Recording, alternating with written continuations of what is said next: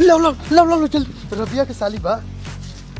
Hello hello पहलवान बोला तानी। हाँ हाँ पहलवान पहलवान बोलो तनी कहिया आवे के बा।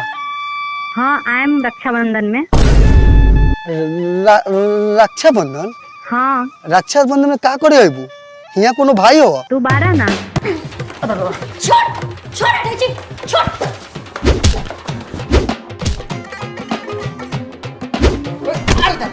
हम कहाँ गए अभी नहीं खिलाए के खाना पका के खियाई तोर बाप आय बाप वो तो 5 साल पहले लकड़ी पे जोर के पाके लो। हाँ तो एक भौजाई हो नु खेला कड़ी छिनरी जो जाके का उहे बना के खियाता हूँ। ई बात हमरा से बर्दाश्त ना हुई क्या गैलान छल लगाओ तो हमरा पर सोच नहीं आ। ए छोड़ जाए दे लगावे दे तू खेलकड़ी छिनरी बार की तोरा आन लागत। चल बैठ जाए में लेट होई एक निकल रे दे। आ कहा गनी नहीं खे जाए के तई के पैसे कौरे से न कमजोर बानी लेकिन प्यारवा कितना करी ले। तोरा ऐसन प्यार पर ना अपना लइकवा से छिड़वा दे। अब तू जाबू तो जा लेकिन तोरा हमरा क्रिया बा तोरा मांगे से नूर के क्रिया बा। अगर तू आज चल जाबू त आज रात के हम मर जाए आ तू भोरे भोरे विधवा हो जाबू।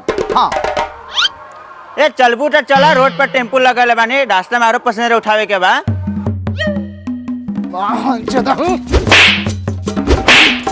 साले इहवा हमर घर उजरता आई सरहु के पसीने छुटल बा।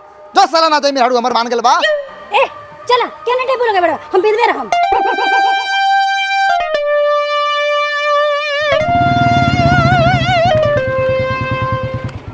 साले मेहरारू से लात खलन तइयो मेहरारू ना मानल। हम तो चलनी ससुरारी मेहरारू के लेके।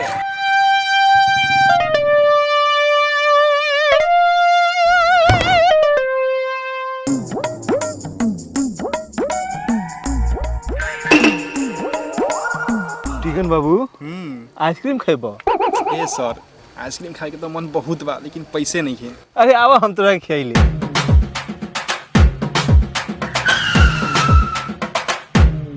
कारे साला ई 3 जगवा के 4 गो किस्ती फेल बा। किस्ती के पैसा अपना बाबा के गान में झोंका तरीका। सर अतने न ताव होता ये सारा बर्फ पिघल के फ्रिज का गान में बह जाता। रउए बताई सर कहाँ से किस्ती भरी हम गान में के भरी। ए साला उसे मारे ला कोनो जरूरत नहीं है। चल 500 रुपया निकाल। सर नहीं 400 300 200 100 हम जान के नहीं साला तू भिखारी के औलाद बारे। चल साला दुगो बर्फ खिया हमनी के चल।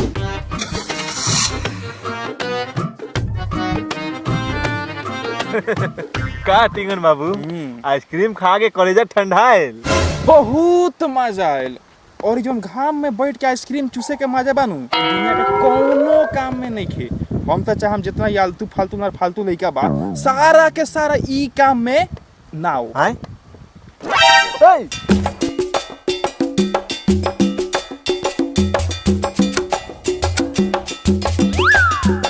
करे BRGO 65676 तोर 7 महीना से गाड़ी के किस्ती फेल बा। हैं ऐसे कैसे 6 महीना तो हमर शादीए के भेल 7 महीना के किस्ती कैसे फेल हो गए। कारे चंपावा तोहर बाप गाड़ी किस्ती पे देले हो कारे वो 1 महीना पहले से गीज के। ए सुनी ना ज्यादा हमरा बाबूजी के बारे में लुबुर लुबुर ना बोली ना तो मार थपड़ के मुंह छोड़ दे। उधर जिया जी शादी से 1 महीना पहले आके गाड़ी कसवा के खूब गीजत रह आ हमरो के बैठा के साहमगंज बाजार घुमावत रह वो होटल में। उतर पत्नी ये देवता रघु उतरी गरिया पर से ये 7 महीना किस्ती के पैसा होई वही आए मैं गाड़ी ले जाए उतरी।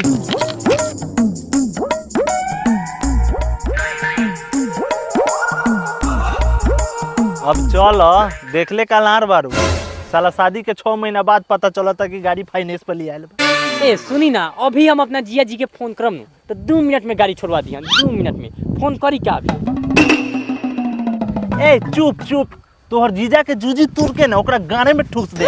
तोहर जीजो ठंडा जाइए ना तू हो।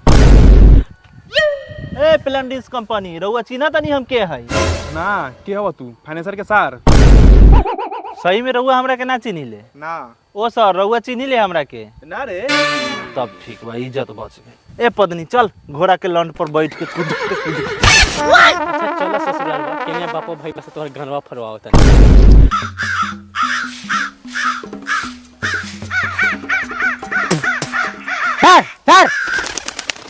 फेन सरवा मुरी पर काक बोले बा लगता कि कोनो कुटुम घरे आके बैठी का। आवे वाला बाना आगे नी फिर सर्व बेगर लगन के सहनाई बाजी आ गए। दामाद जी रउआ गोरे गोरे आ गड़िया। ससुर जी गोर लागिले गरिया हम अपना ससुर जी के गरिया में कोच के आवत तानी।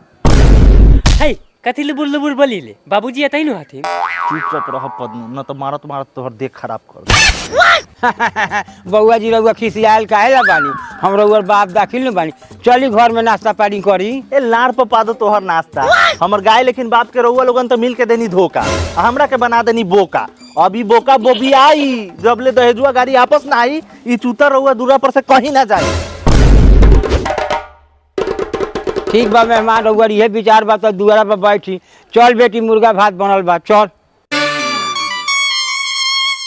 हम आज हमर दिने खराब बा गाड़ियों हाथ से गेल आ ये मुर्गो भात हाथ से जाता लेकिन चैन से तो साले लोगन के खाए ना देम।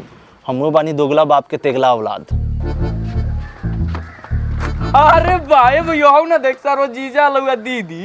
अरे साला खाली हाथ आयल हो आ मिठाई चल तो जीजा के हम वाला पिज्जा खियाओ जा।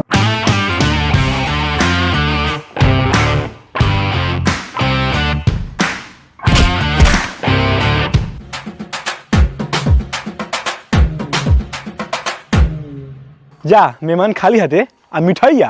अच्छा छोरू सब रोड खानदानी रत बा दिया चाबी दिया बुलेट के और 200 रुपया दिया दिया हो। हमने दोनों भाई चौक पर से रसगुल्ला खा के आ। ए भैयो तू खाइए रसगुल्ला हम तो खाबो ढोरी मिल्क वो दूध में बोर के खाए वाला। ढोरी मिल्क को ले रे साला डेयरी मिल्क को ले दिया मेहमान चाबी दिया।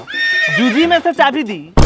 एगो तो दहेज में गाड़ी देता है लोन पे वो आधा रास्ता में फाइनेंस वाला छीन लेता है वहां से घाम में पैदल आना पड़ता है आने के बाद पनामा पति भी नहीं करता है जूती खाने के लिए लला रहता है सब। बड़ा लड़चत बानी मेहमान उतना दूर से तो नहीं हाथ डोलाते सोचबो ना कहीं घर में दुगो लड़ुआ साल बा कुछ ले ले ती खाएला। साफा मच्छर के झांटे बानी का मेहमान।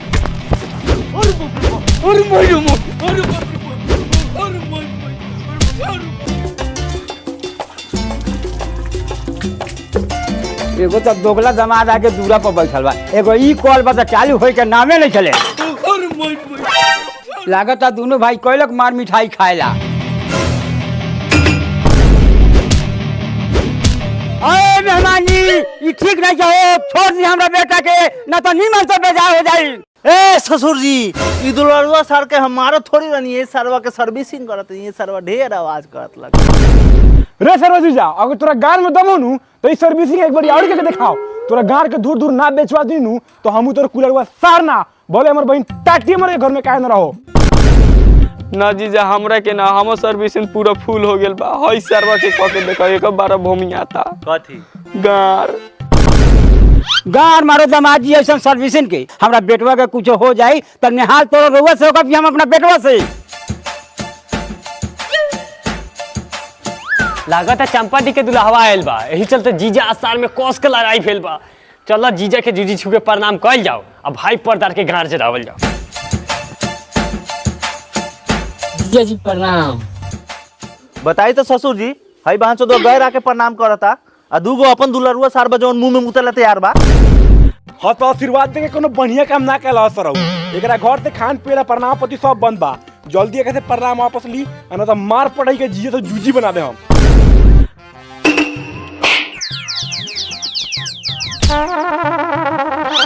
वो सार अब हो गेला ना खुश। मेहमान आज पहुंचावे के हो कि अपने से चल जाए। चल जाएम ई बात रहुआ के हम पहले ये कह देले बानी जबले हमरा गाड़ी ना मिली तोले 1 इंची हमर गाड़ी यहाँ से ना हिली।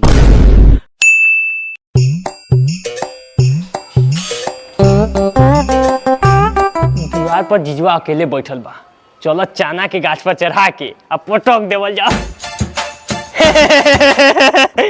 मेहमान रहोगे हमरा के मरनी हनु हमरा तनको बुरा ना लगल लेकिन सबसे ज्यादा खराब हमरा ई लागल कि रउआ ऐसा सुंदर सुशील लड़का के ससुरारी में बोला के आ सुगर से भी ज्यादा दासा करल जाता।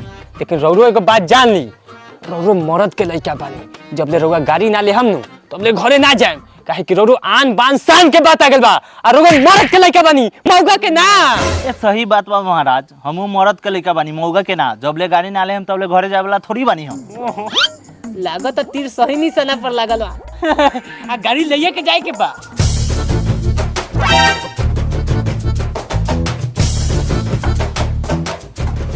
बाबूजी ओ बाबूजी देख ना सर सुखला के फिर मेहमान के चढ़ावता है जाके बोला तलिया मेहमान के सुबह से कुछो नहीं जान खैले जो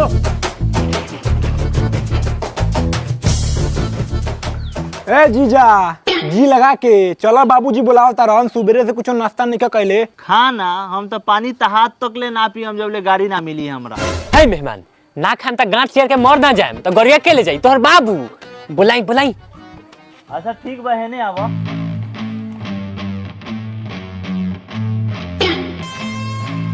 भाग चला। अरे बाप रे बाप बहन चोदों के बेटा अपने द्वारा कुतवा दोकार अब हमरा द्वार पर रात फाड़ दे।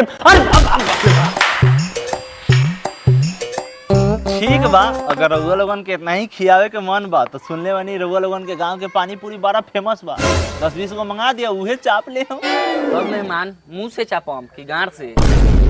बस इतने बार का फरमाइशी 2 मिनट में गेनी 1 मिनट में आई नहीं। चल भैया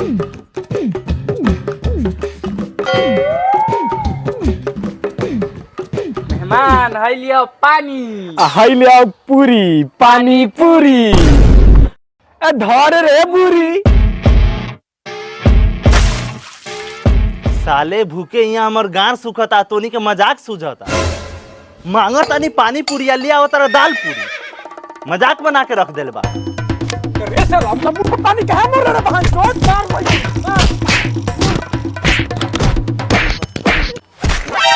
अरे मार के मुआ दे सरवा के बेटा के गाड़ी ला ठोल ले बा गाड़ी एकरा गाड़ी में घुसा दे सा।